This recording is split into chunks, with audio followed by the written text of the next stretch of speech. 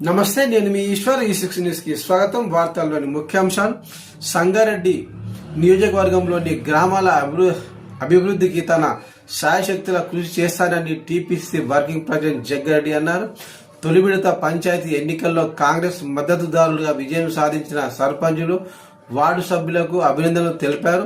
కొండాపూర్ మండల్ మల్కాపూర్ శివారులోని ఫంక్షన్ హాల్లో సంగారెడ్డి నియోజకవర్గ పరిధిలో గెలిచిన సర్పంచులు, ఓడిన సర్పంచ్ అభ్యర్థులను జగ్గారెడ్డి సన్మానించారు. తాను ప్రచారానికి రాకున్నా సర్పంచ్ అభ్యర్థులు విజయం సాధించడం ఎంతో సంతోషంగా ఉందన్నారు. తిరుగుబాటు దారులుగా పోటీ చేసిన కాంగ్రెస్ నాయకులను తిరిగి పార్టీలోకి తీసుకునే ప్రసక్తి లేదన్నారు. కొండాపూర్ గ్రామ సర్పంచ్ అభ్యర్థి బరిలో నిలిచి ఓడిపోయిన Narasimha Reddy Sadasivpet market committee chairman గా నియమిస్తున్నట్లు ప్రకటించారు.